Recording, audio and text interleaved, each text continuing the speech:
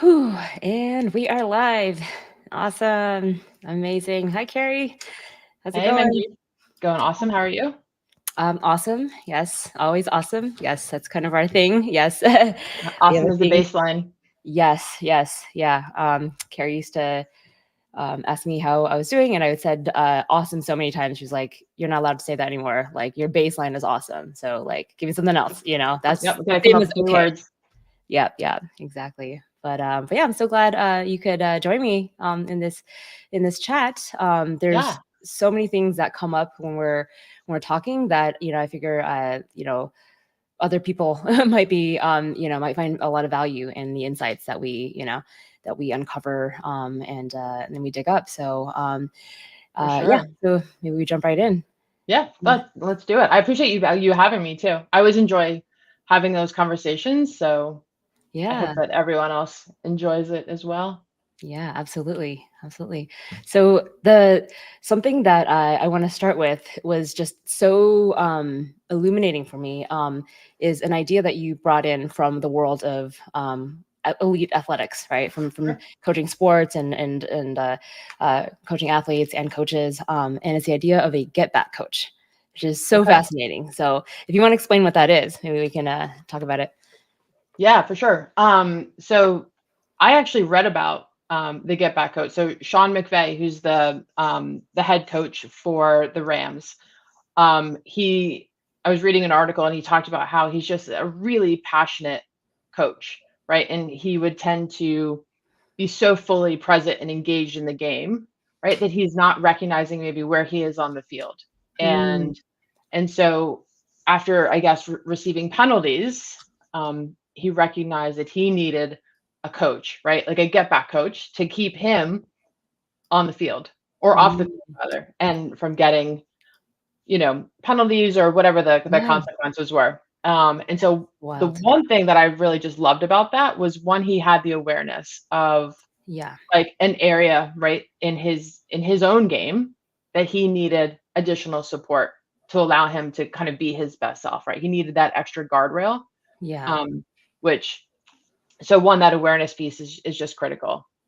That is nuts. It's like you said, yeah, awareness and then this sort of um uh almost like shattering of maybe an assumption. I don't know if other people make it, but there's almost this assumption that if you perform at peak levels, right, you're perfect, right? That you're, Yep. that you don't commit these follies, you don't have these issues, but it's like no, no, no. It's almost the more high performance you are, the more high stakes your follies are. Right, so right, Right. so like that one violation, right, could cost you your team, right, and it's at Yep. the highest level, right, and with all these other folks involved, and so that's fascinating. So it makes me think like if awareness, right, of your own tendencies, right, it's not like that you want to be perfect and like get rid of all flaws. It's like you know be aware of them and then set up Yep. a system, people, support, whatever it is, to account for them. But just like knowing that it is a thing, it's not a thing that you're just like, oh, let me just make it go away. Life will be perfect as soon as I just like get rid of these pesky flaws. Yep.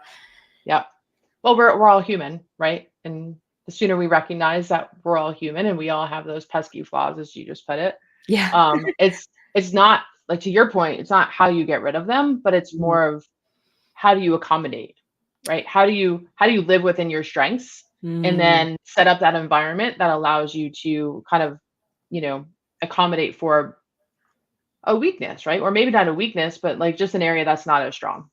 exactly. And like tendencies and even strengths, right, can kind of overblown become that as well, right? Where my thing is ideas and vision and strategy, right? But too much of that, right, and you sacrifice execution. So what can become a strength, right, if not kind of channeled properly and reined in productively, right, can become um the weakness Yeah. in the extreme. Yeah. Yeah. And actually, I just was reminded of so there was the head coach for the UCLA women's gymnastics team, who Mm, was just an absolute kind of dominant figure in the world of gymnastics, especially at the collegiate level. yeah. Her Everyone called her Miss Val. Mm. Um, she actually wasn't a gymnastics athlete. Like Oh, interesting. she wasn't a gymnast. and she Interesting. was a choreographer. And originally, when she got brought in, she was working with the athletes on their floor routines and the choreography. Yeah. And because of just some transitions within the coaching staff, she ended up getting the head coaching job at UCLA at a very, very young age. And she had zero coaching experience, Wow. and she had zero gymnastics experience as an athlete. And so, Wow. which seems wild, right, for a Yeah. very high level Division I university program. And just by surrounding herself with the right people and creating a team that had strengths that complemented hers, I Yeah. mean, they built an absolute powerhouse of a Wow. team with like many, many national championships. Just some of the, Wow. the athletes that you see at the Olympic level, many of them she worked with. So, That's incredible. yeah. Well, I there's another reason I love this story, that, I'm hearing for the first time, but like um, th this speaks to kind of like how most people recruit for positions, and how it's the opposite of that, right? Usually you recruit on the fact that you've done it before, right? And I always say, Right. like, well, just because you've done it before doesn't mean you're like the best at it, right? Yep. It just means like you have a head start and maybe learning, but or maybe you've learned some ways that are, that you kind of set in stone, right? And maybe you're less flexible on change. But there's a story I heard, about someone, or actually, I was talking to someone who is a filmmaker now, but he made a career transition back in the day where he went from working in a restaurant, on the line, to at a print shop. And Okay. they specifically, and this is what blew my mind, but in the recruiting for that print shop job, they specifically wanted someone with like restaurant line experience, because they saw the parallels between like that kind of work where it's like, okay, you have like sort of it's like a modular ordering system, right? You have like base Right. orders, right? And then instead of like extra large fries, right, you might have like extra large glossy prints, but they Okay. actually recruited for that, which is like, I think just like speaks to a whole nother level of wisdom, in that person. And so with this, right, it's probably similar where like they saw the underlying skills and strengths, right, and not didn't worry about the fact that she hadn't done exactly that before. you know Exactly. yeah. Well, you think about, her strength was in choreography. Mm. And initially it wasn't in leadership, but what she recognized is that so she was again at UCLA, and John Wooden, who was one of the most just premier coaches historically, right? So Yeah. she went and she had the opportunity to actually meet with Coach Wooden and learn from him about what it meant to be a good coach, and Mm. really just kind of, focused on what are these skills that I need to develop. And then also, how do I build this team to surround myself with the best Mm. people strategically, Yeah. from a gymnastic standpoint, technique wise. So Yeah. That's yeah, awesome. I love that story. It's Yeah. Yeah. And it reminds us, like, reminds me that, no one person can do it alone, right? You can't have yeah, all the skills. You can't have, like a coin can't be heads and tails up at the yeah, same time, right? Like it almost comes with that like a specific strength comes with the opposite of that, right? Like you can't be super tall and super short, like you have to have the other side of it. And so, but it's that awareness, right? And like understanding it yeah, as what you bring to the table uniquely, and then, assembling the rest of the Avengers, right, around you. yeah, Yeah. exactly. How do you be really intentional about, you know, what are those complementary skills? Well, A, where are you going, right? Because Right. we all know like the importance of clarity. Totally. Um, where are we going, and then how do we get there, right? And what does that team look like? Yeah. Yeah. That's so fascinating. You know, I had a thought before we hopped on this call. This question I've always had. I think there is a curiosity that a lot of people have, when it comes to like athletic performers, right? Like, and the pressure that they face, right? Like down to the, it's a tie Mhm. and there's 3 seconds left, right? And all these things. And so I was wondering, like, this seems to be one area that's different versus, in anything performative, right? Where there's like, where you're off the clock more than you're on the clock, right? Versus any other Yep. kind of work, right? Where you're just always kind of consistently on the clock, right? Or 40 hours a week or whatever. I wonder like what, parallels or like lessons, or even the differences, where it's like, I think the day to day is the same, and that you're always training, right? It's not like they Yeah. work, for 4 quarters per week, or like just during the game. But I wonder if like what differs, in sort of the performance of regular jobs, where it's like, every Yeah. meeting, every report you're like on, and medium pressure where, the rest, it's like you're always, low pressure practicing and then super high pressure performing. What's the difference in the day to day, mindset? I can't speak for everyone, obviously. But one of the big things that stands out, based on my work both with athletes as well as executive athletes, is that there Mhm. seems to be more, what's the word I'm looking for? Permission for Mm. active recovery for athletes, Interesting. right? Like, Yeah. because the physical, we Yeah. know that we can't go to the gym and we can't, lift the same body part the same multiple days, right? Because Totally. we're just breaking down the muscle. We have to give it time Mhm. to rebuild. Yeah. That same type of permission is not typically given to the corporate athlete, right? Or the executive athlete. It's that Totally. very kind of grind mentality. I'll sleep when I die. Yeah. Um, and it's go, go, go. And, Totally. Yeah. even if they work 9 to 5, which who works 9 to 5, Exactly. right? Yeah. In that world where like that's Mhm. deemed acceptable, but they're not taking breaks. They're not Mhm. taking those short 15, 20-minute breaks to just decompress. Interesting. That's wow. That makes sense. Yeah, it's almost like it doesn't count, right? They're like, "Well, I'm not."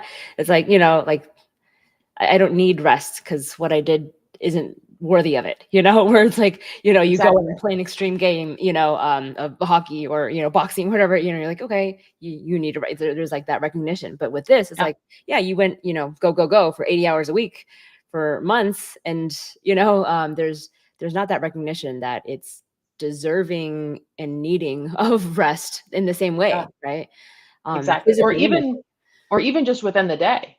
Like, Exactly. if you Yeah. think about, especially now, how many meetings the average professional has in a given day, right? Where it's back to back. And now with Zoom and Teams and all the other, Oh, yeah. it's so much easier to book, a 1 to 2 and then a 2 to 3 and a 3 to 3:30, and just have those back to back. Yeah. Um, and it was interesting. I was reading an article the other day, and Microsoft actually they looked at this where they had brain scans of, um, I don't know if it was their employees or if they looked at it, if they did a separate study, but they did brain scans of the employees or the individuals who took a 10-minute break between meetings as like a Mm. reset button, Mhm. versus those that did back to back meetings. Oh, And what wow. they found was that the ones that were doing back to back to back, their stress levels gradually increased Wow. throughout the day. Oh, And we throughout all, wow. yeah. Whereas those that had Mhm. just took like a short 10-minute break and used it as like a reset, they Wow. didn't have that same type of accumulating stress. And so Mm. obviously we all know the negative impact that stress has, Oh, um, absolutely. you know, on our performance and just like health Mhm. wise. So I thought Mhm. that was a really interesting kind of Yeah. study that they did. Yeah, interesting. Oh, that's fascinating.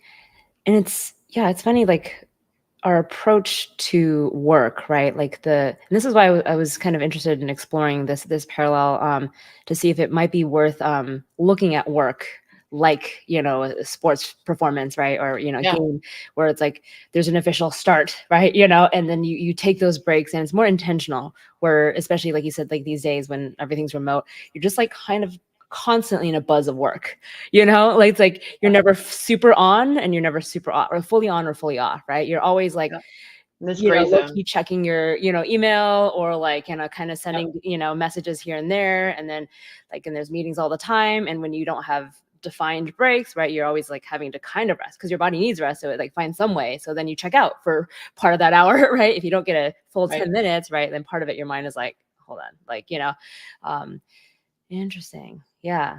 I wonder if Yep. like it'd be worth like, um, yeah, seeing work in that way where it's like, all right, cool. Like morning sprint, you know, like morning, like lap. Like, this is, you have 4 laps in a day, you know, or whatever, or 4 quarters, Yeah. you know, in a day. You're going to go, you know, for full force in it. Right. And that's the thing. Like, I think we're more effective that way, you know, like instead of Yep. like just like mediocre long term versus like bursts of fully Yep. engaged. Yeah. Well, we know that works for us physically, right? When we are looking to kind of get stronger, either, from an endurance standpoint, strength standpoint, right? It's almost like a sprint, right? It's very intense, very purposeful engagement, whatever that training activity is, followed by time off, right? Mm, To allow that growth to occur. yeah. Yeah. Right. And so I love where you said sprint, because that's how I look at it, especially with a lot of the business professionals that I work with. It's how can you be really intentional with your time, right? Block off that time, be laser focused, and then take a short break, whether that's 10 minutes, 15 minutes. And that break obviously doesn't look like just scrolling on your phone or checking email, No, but it is an actual break, real break. Yeah. you Yeah. know? Even if it's just you walk outside, right? Or if are a remote worker and you have a dog, maybe you go walk your dog. Like, I know Exactly. that's something that you've been doing. Yes, exactly. Oh, and it's been so like game changing, and in this way that's like it's like forced, you know. It's like we don't, Yep. it's like, well, you know, like it's an external you know, source where, you know, for some reason we don't do it unless we're forced to, you know. We don't like, you know, Yep. um which is wild that we have like humans have this ability to do things against their, you know, well-being, right? Like we can eat ourselves silly, we can deprive ourselves of sleep silly, right? But you won't find like an owl scrolling TikTok during the day, and you know, it's gonna be Not sleeping, sleeping. you know. So Well, okay, so go back to that awareness piece, right? With a get back coach, because that's yeah. exactly where, like, if you know you have that tendency to, you Mm, know, to work beyond the time that is probably appropriate, how can you intentionally structure your environment to have that external accountability? Right? Whether you've made plans with someone, maybe you get a dog, right? What yeah. are those outside commitments that, Mm, because a lot of times most of us will blow through the commitments that we make to ourselves, totally. but we tend to not, blow through those commitments that we make to others. Exactly. Exactly. No, that's a good point.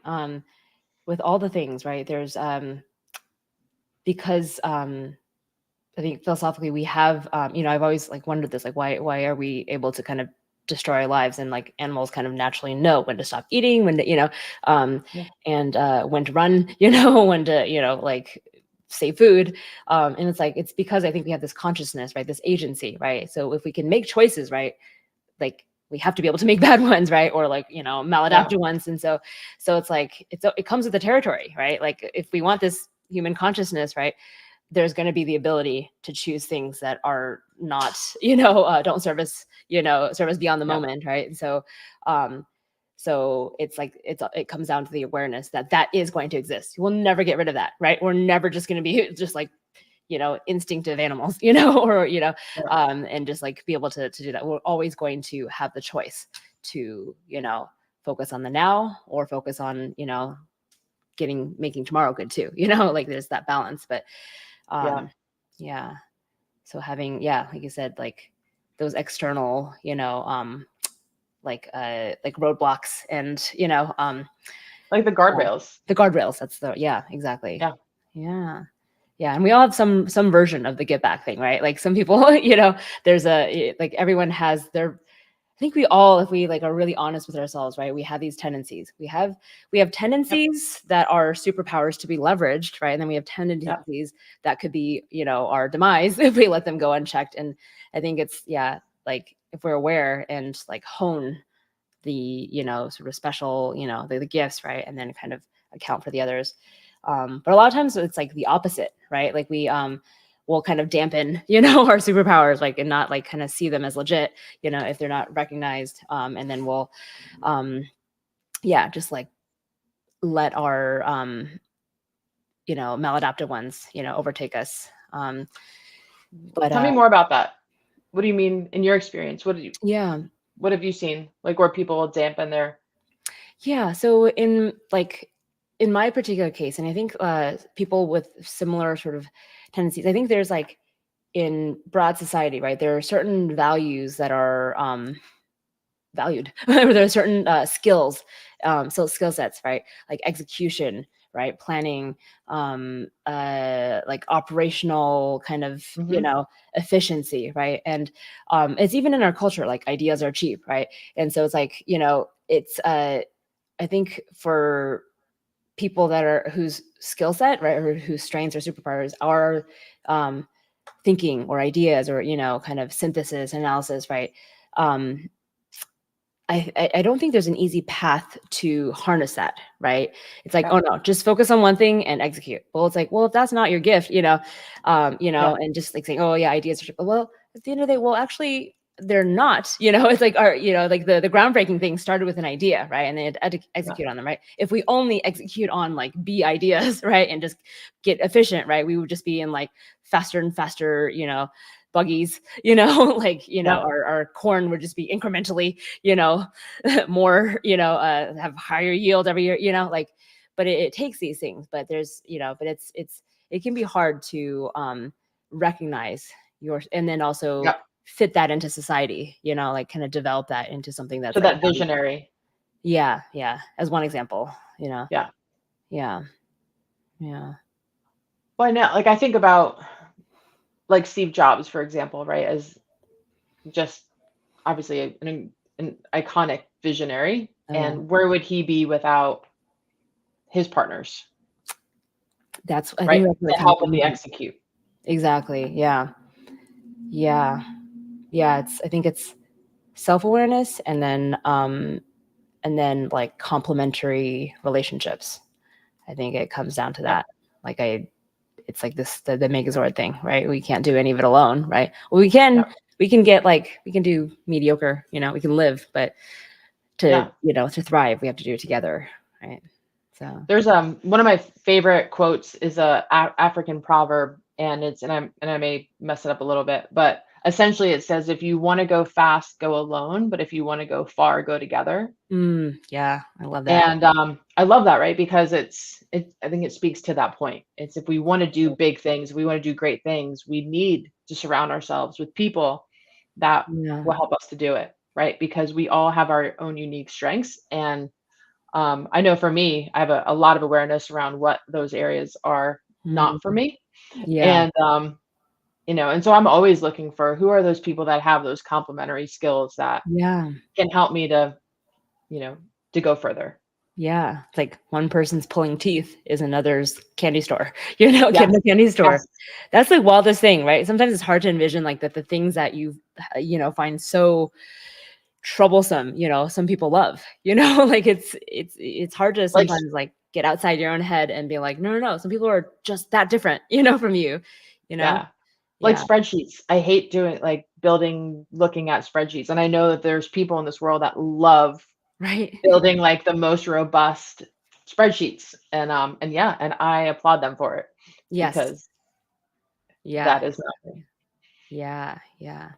But it's funny that like I think I've talked about this before. I've thought about this where like so much is left to chance, in life. Like where there's Mhm. no playbook, there's no instruction manual, there's no sorting hat, it's just like I think that's, that's the part that kind of, baffles me sometimes where it's like, um there's, you know, uh Steve Jobs found, his was and and everyone else around him. But like if you don't, right, it's all just chance, but I guess like, what we can do is kind of maximize, those chances by, getting to that awareness, right? And then putting ourselves into situations where we might come across, right? If it's like, okay, if you're good at this and Yeah. that's something you struggle with, right?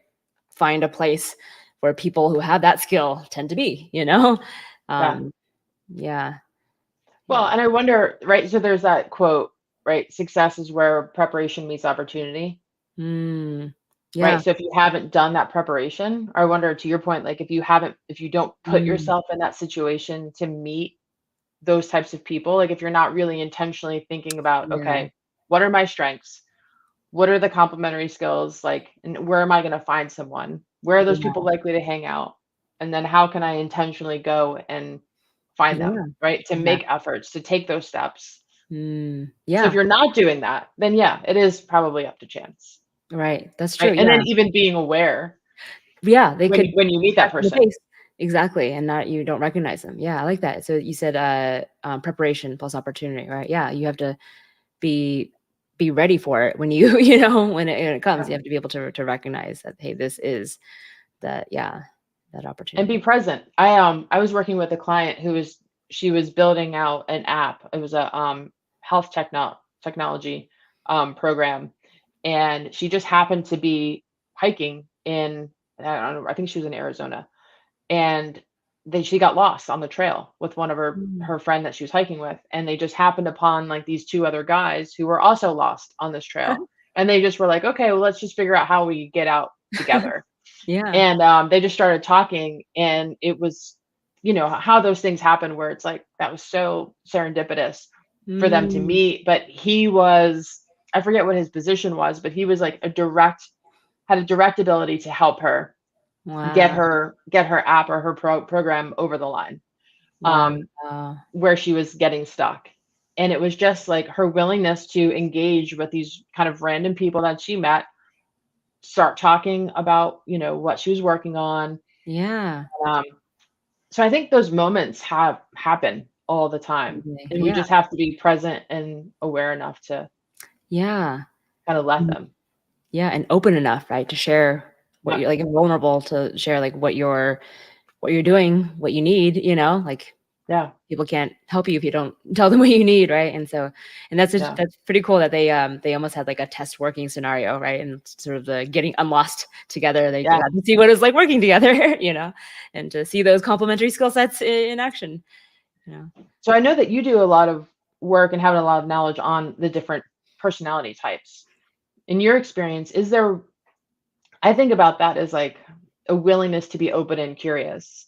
Do Totally. you think that there's one type of personality that is more open and curious than others, or is everyone have Mm. kind of that equal level, and it's just whether or not they opt in? Yeah. So that's a really good question. I think that this I know there you're supposed to be interviewing Mhm. me, but I think it was just a conversation, right? Mhm. Yeah, no, exactly. No, and that's what this is about. Like I dug up this in an old Notion note from years ago, a quote from a conversation with a friend, and that's just sort of the genesis of this show. And it said um something, it's the description to this channel. I think it was like the something about discourse, or what was it? Like an interview being uh basically in exchange, or like the sharing, the back and forth sharing of like these pre-chiseled ideas versus the like exploration and this sort of like in the moment like exploration, right? So I feel like an interview is about static, like a lot of Yeah, podcasts, a lot of interviews, a lot of like TV shows, right? Like talk shows are like, almighty, person that I'm gonna, chef or basketball player or coach or whatever, yeah, it's like, tell us everything, and then we'll just like blindly listen, and say yes, you are right.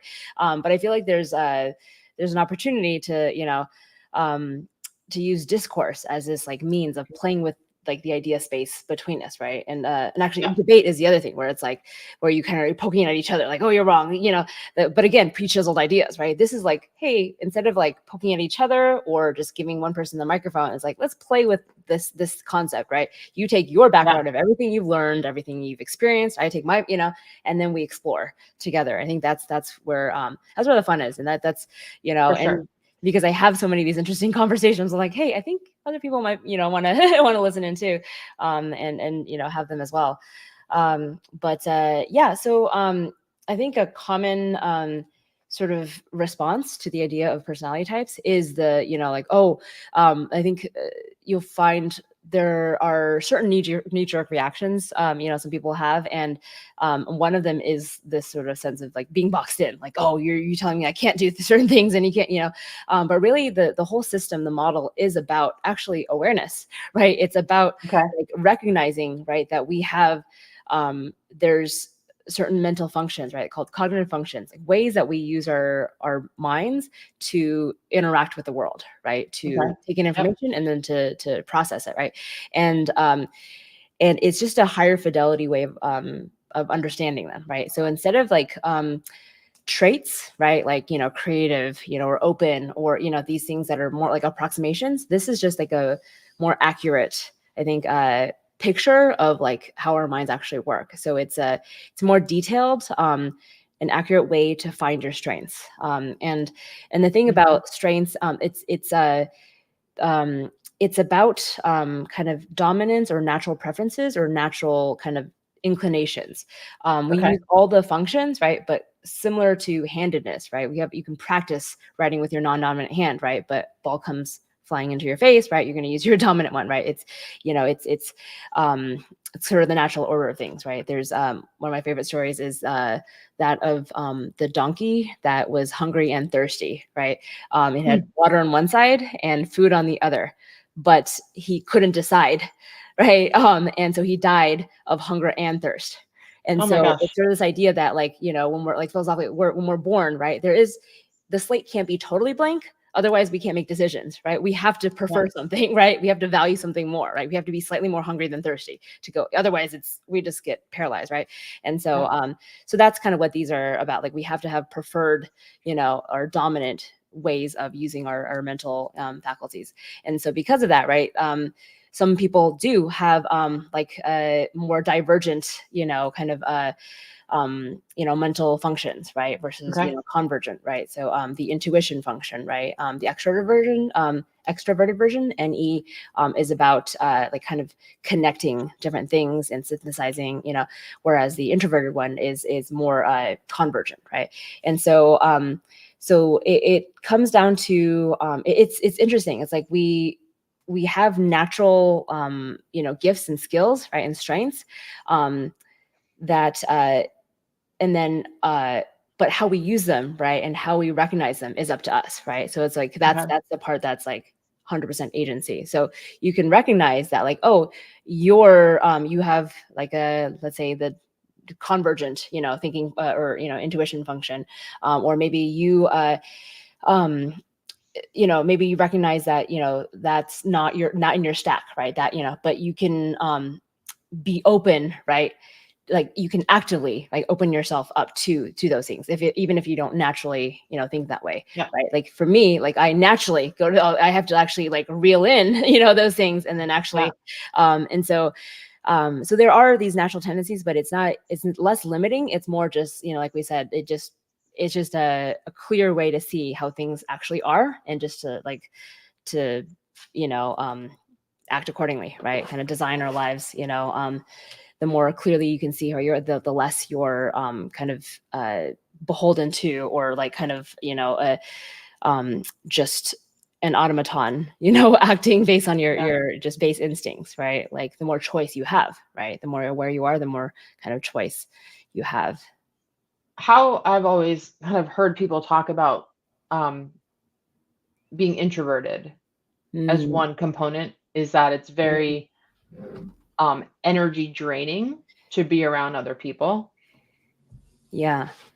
Would you there's kind of like two parts to my thought, but I want to get your Mm, confirmation if that's part one. Is that yeah. kind of Yeah. so is that true ish in your So experience? yeah, so it's interesting. Like, there's like a lot of technical terms, right? There's a sort of colloquial definition, and then there's the Okay. technical definition, right? And it's funny that, like, in social science, they tend to be a little more muddied, right? Like, Okay. we might talk about like momentum or something, like in like more of a natural science, but we kind of know the difference. Or a theory, it's like there's a science definition of momentum and theory, and then there's the colloquial. But in this case, right, in this social science field, introversion is like there's um in the model, it's really about the attitude of a cognitive function. It's Okay. does it point inward or outward, right? And so in the in one of the models, right, you're assigned a 4-letter code, right, in sort of the MBTI model, and so, yes, in a way, like, you're labeled, right, or you're that is your but it's just a code for the order of dominance of your cognitive functions, right? So it just Okay. means, right, and it's kind of interesting. Yeah, it just means that your dominant function, right, your strongest, right, points inward, right, and so Okay. um, and so it's it's less of a technical sort of construct of like energy level, Right. but because it's the way I see it, because your strongest mental faculties point inward. Of course, when you use your external ones, right, it's going to take a little bit more energy, right? And Yeah. so that's kind of what it comes down to, and Okay. it can be a little misleading because sometimes like um uh you know the most um like my type ENTP is like considered the most introverted of the extroverts, right? So it's interesting in that like uh like I feed off of others energy, but also at the same time I'm drained. So it's that concept of like energy drain is a little bit more loose and colloquial than Okay. that as in attitude of a function, right? The direction. Gotcha. Yeah. Okay. Is how I was thinking about it is I wonder if you were or you had a tendency to be more introverted, right? Mhm. Or energy draining, if Yeah, yeah. if we're talking about it like that. If you had to kind of be intentional with your recovery, right? Or making Mm, sure that you're building in that time to kind of recharge in totally. order to then go out or Yeah. to be more open and curious and to make those types of connections. That's where I was going with it. I wasn't No, sure totally. if Yeah. from that perspective if that was accurate or not or Oh yeah, yeah. No, it's funny. Like when we were talking about the Get Back coach, I think we were trying to apply it to this specific scenario where for me, right, like even though I have an E in my four-letter code, right, um, I have a tendency of overexerting, right, and again, that's why this is Mhm. so like it's more complicated than the letter, right. It comes down to my Sure. third function, right, which is the sort of kind of the social function, right, and so what that looks like for me is I tend to I have so much fun talking to people, right, that I let it go past, I Yeah. kind of let it go on too long, right? Like this one time I found myself at a party for like hours beyond my exhaustion, and so we talked about this like Get Back coach, Yeah. in that context, right, where um not only was I exhausted, but like that time, like if I were to consciously sit down and choose what to do with that time, there were some other things that I wanted to do, during that Yep. time, and not get exhausted, mentally. So it's yeah, so that's another thing where like if you can recognize that, right, like you'll be able to better manage your energy levels, right? And so with a Yep. lot of like sort of introverted, leaning people, right, if they can do that, right, then they're they can reserve, right, enough energy resources, right, when they need to go do the things that are not as easy, right? It's like we need more energy to sign our name with our left hand, right? We need to concentrate, Yep. right? And so if you know you're about to do that, right, if you know you're about to go speak Italian, and or whatever, something that you have to do more consciously, right, you can stock up on Yeah. the reserves for it. Well, and I think you mentioned something too on the other end. That's a good example of where, what probably, well, knowing you, your greatest strength can then almost, if you over index on it, it can also then become a weakness, which I know Exactly. for me, of all the different strengths assessments I've done, one of them that really stands out is love of learning is my number one character strength. Yeah, And which is a fantastic strength, right? At least it is for me in my field, and I love it and I totally. enjoy it. But Yeah, that I can definitely over-index on that, absolutely. where it Yeah. then gets in the way of me doing maybe some more productive things that I need to do. Exactly. If you think about it, like your strength is going to be something that you find easy to do and fun and low Yeah, you energy love it. or like energy efficient, right? You just have a Yeah, little bit of energy and you get to do a bunch of it and it's fun. So it's like, of course you can, um, overdo it. And yeah, that's why I think it's, when it comes to like cataloging your strengths and the whole spectrum of like your, and it's a little bit more nuanced than strengths and weaknesses, right? There's like, oh, a right. tendency to do this, or, it's less linear of like, yes, good, bad, or strong, weak. But if Yep, like cataloging it, right, that's why like a system like this, you can get a little bit more specific, right, and like get down to like what it is and like harness it, not just like do it as much as possible, like maximize, like yeah, focus it, right? You could be this like, like for me, like that function of mine is like this very intense light source, right? But if it's not, focused, right, it's diffuse, right? And it doesn't do much, right? You've seen those flashlights that you twist, and right, it can be like of this broad, light, or it can be Exactly. just like laser. And it's just about how you want to use it, right? Sometimes you need a wide angle, illumination, just to see the big picture. And sometimes you need to focus. So I think it's like that with all of our strengths and weaknesses. I think the other thing too is, at least I know you can, I'm curious how you use it, but I know that I'll use knowing that I have a love of learning, right? Or that certain activities are really, really easy for me to do. I'll be Mhm. really intentional with how I structure my day. And like sometimes I'll even use those types of activities as rewards for like, okay, Mm, I'm going to do the hard stuff first, right? yes. Which we know, from all of the literature, and, there are lots of popular books out there that Mhm. talk about, right, do the hard thing first thing in the morning. It also Eating the lines big up frog. with, yeah, Yeah. exactly. It also lines up with like our neurochemistry and like the type of neurochemicals that are released, upon like the first 8 hours of waking. Mm, So there's a lot of reasons for that. Um, so knowing that, like I won't structure any of my, not let's say fun, because I think all my work is fun, but like the really like exciting stuff I'll put later on in the day, right? And I'll mm, use that for like, okay, after I do this, then I'll take, a short break, or I'll read this article, or whatever it is. mm. Yeah, I love that. And first off, uh, what you just said, the real parenthetical, oh, all your work is fun. Like that's when you're doing the right thing. Like I think we Yep. all aspire to that, right? But yeah, so I came up with something I call procrastination stacking. I think it's like very similar Okay. to what you're talking about, right? Where it's like, well, if you procrastinate by and that's me kind of trying to leverage or trying to harness a tendency of mine, right? A weakness, if you may, and then like turn it into something good. Or like it's like, oh, well, if I'm gonna have that tendency anyways, I need to channel it. You can't For just sure. right, like just you know, uh, for some reason a squirrel comes. I'm like, you can't just straight jacket the squirrel, right? You point it in the, you go, let it do its thing, but like make it work for you, right? Or at least not Yeah, destroy you, exactly. right? And so I'm like, well, okay, if I make a list, like if I know I'm going to be doing multiple things, right? Let me make a list of productive ones, right? And maybe like, I don't want to do that biggest frog thing now, but at least I'm doing number three and not something else entirely that I don't want to be doing, right? So Yep. um but I like that where it's like, even your reward is good for you. It's like Yeah. if you love eating greens, right? Why not make that a reward? It's like, oh, you Yeah, should for sure.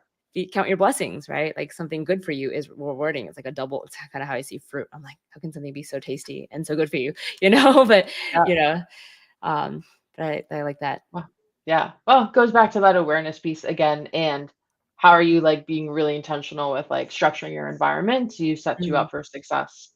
exactly. Yeah. Yeah. It's got yeah, your environment has so much more to do with, or so much bigger of a hand than we realize, right? Like I did Yep. research a long time ago on this, and yeah, so yeah, so much of the decisions we think are conscious are actually, products of the context cues in our environment, and Yeah. we don't even realize that. I talked to someone once who called ode. I asked her how she was able to be so successful at various pursuits, and had similar struggles with being multi passionate and whatnot. And she said it's all about building a better mousetrap for myself, and so Yep. like we're going to want to be like cheese, squirrel, right? Like, but it's like, Yep. but if you can put the cheese where you want to go, then you can like trick yourself, but not trick yourself, but trick yourself into doing the right thing, like trick yourself Yeah. into, and that's something I think I believe in, or the efficacy of, in general, right? Not going against the grain, right? Like going Okay. against nature, right? It's going to be a losing or uphill battle at the very least. I heard about this.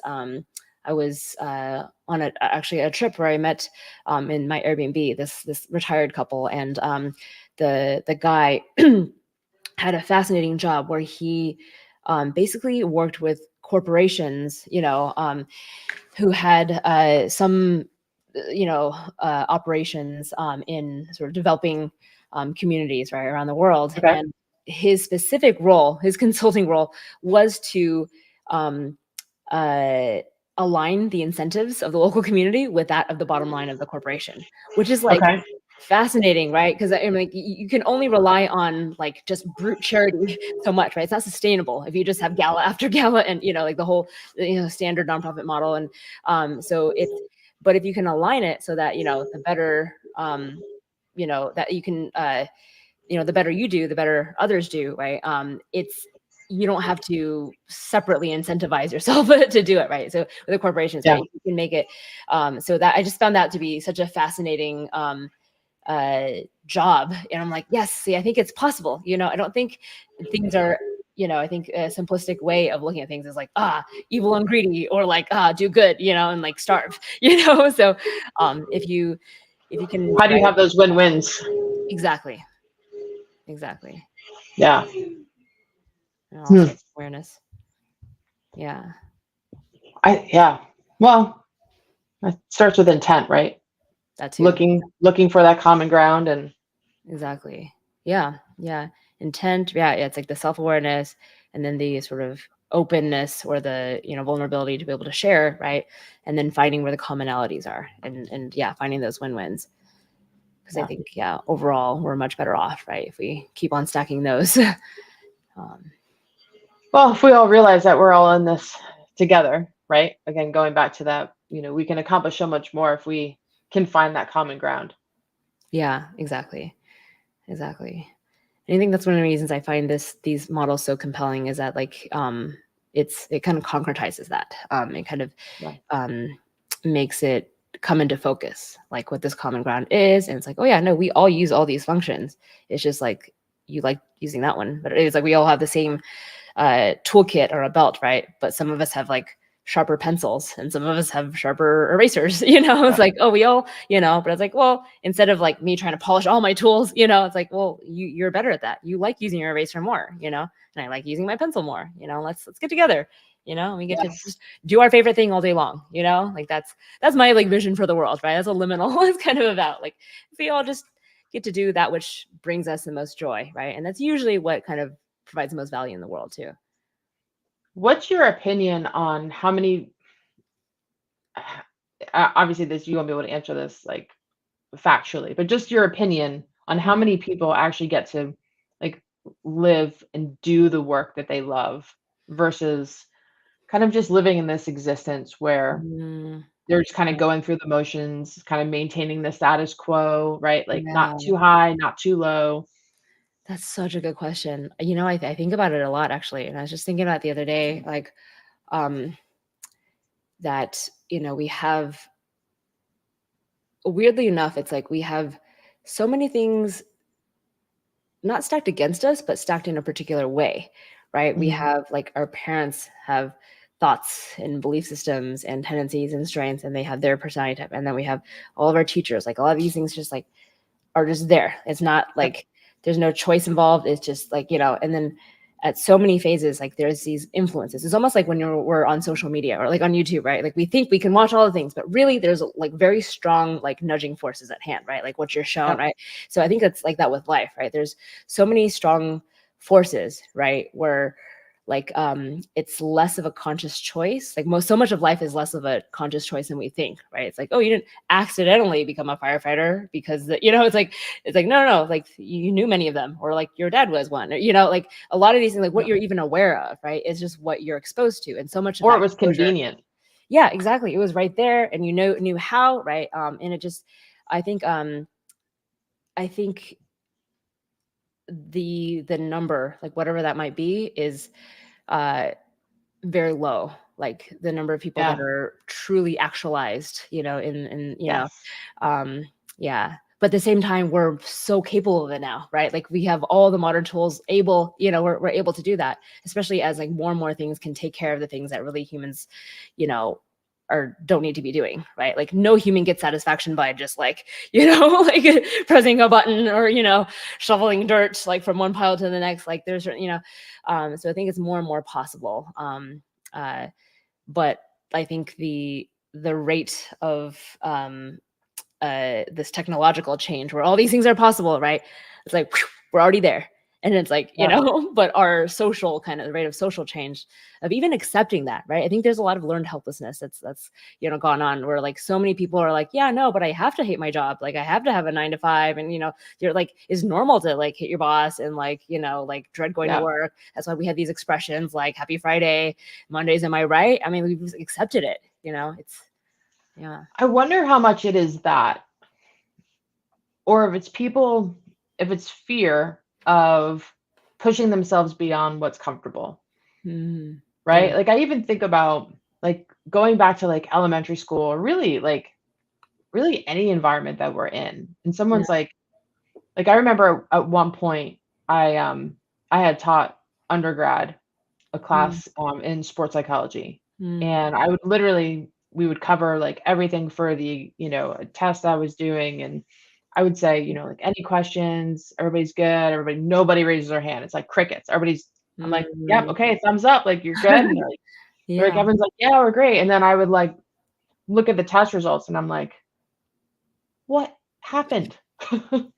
Like Yeah. between Friday when you said that you were great and Monday when you took the exam, how does like everyone have forgotten everything?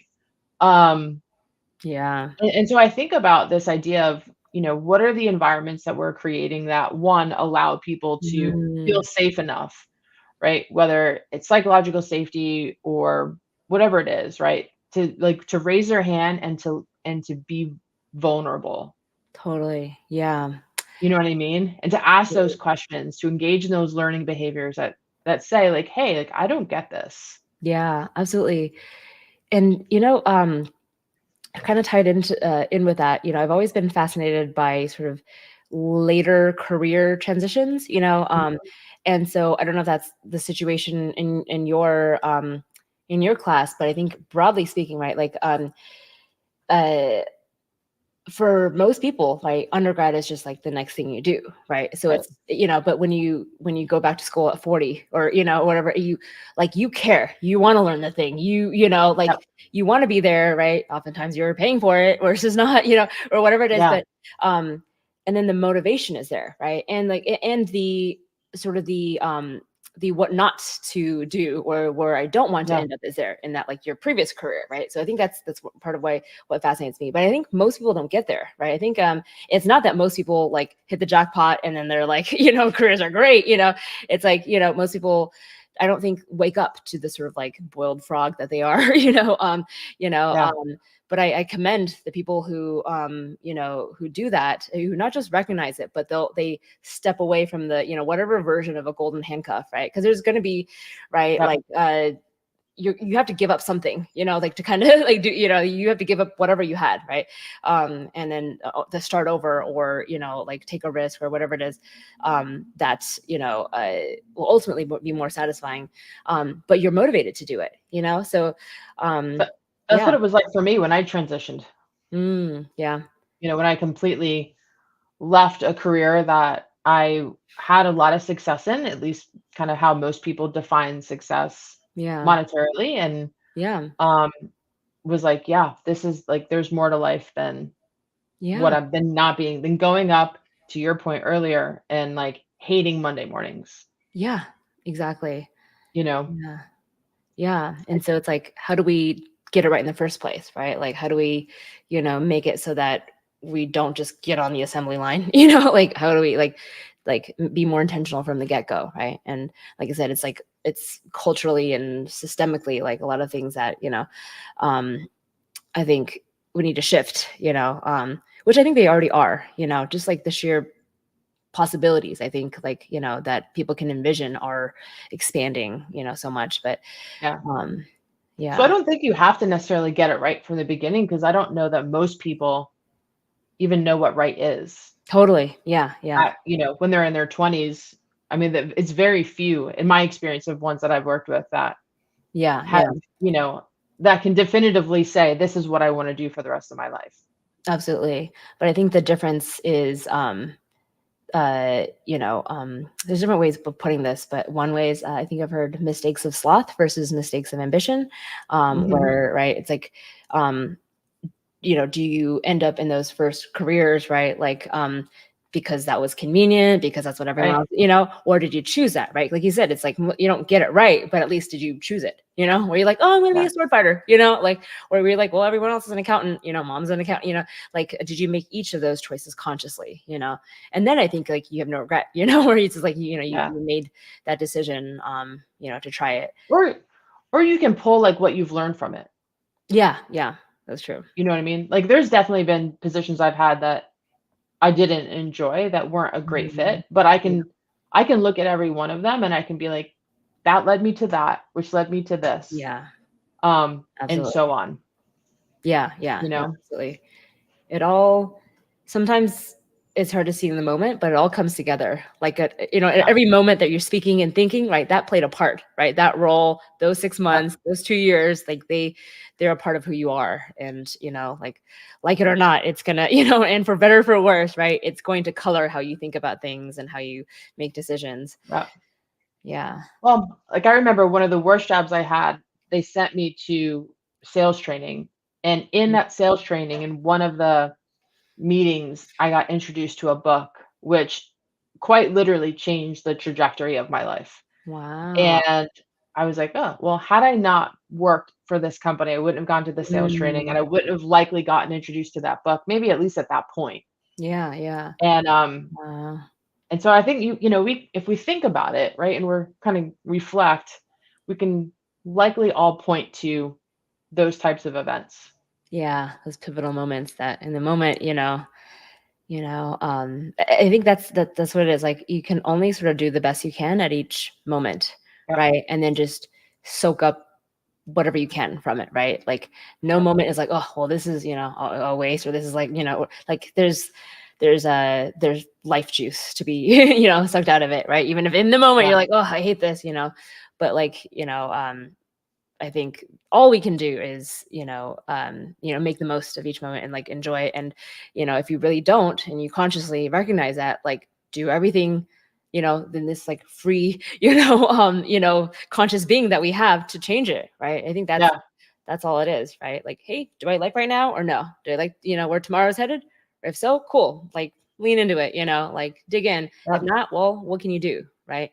Um, just remembering that like you have free will and conscious choice at any given moment, and you can actually choose to like kind of enjoy something or not like that. I Yeah. think that sometimes like the whole sort of emotion versus feeling thing, is it's people forget. It's like, you think that it's just like it's a thing that happens to you, it's like no, you can choose to have a good time. You can, it's all up to us, right? Yes. Like yeah. I was working with an athlete who struggled with some negative self-talk, Mm, um, when she was competing, and getting her to recognize that that was a choice. Like, she was yeah. choosing to talk to herself and to beat herself up in that way, Mm, as compared to, kind of recognizing in the moment and making a different choice of words that were more facilitative rather than, mm, completely demeaning her abilities, which then impacted her confidence, which exactly. Yeah. then obviously impacted how she performed. Exactly. So much of the time, we don't need any enemies. Like we do a good enough Yep. job on our own, So, uh, Sadly. yeah. But we're also our own like savior, knight in shining armor, right? It's like it's Yeah. all, yeah. Like our entire lives happen in this like, you know, I don't know, 20 square Well, inches of real estate, or like it's our entire reality is exactly what we want it to be, yeah. Yeah, or let it be, right? Yeah, for sure. Yeah. So, Well, this is awesome. We're yeah, exactly at the bottom of the hour, but this has been so much fun. that Like, went by I had a that great went by time. so quick. Right? It really did. Yeah. Oh, I love it. So, Um, well, thanks again for hanging out and having this chat. yeah, definitely. Have a great rest of your day and Yeah, stay you too. awesome. All right. All right, Bye, baseline Lindsay. awesome. Bye-bye.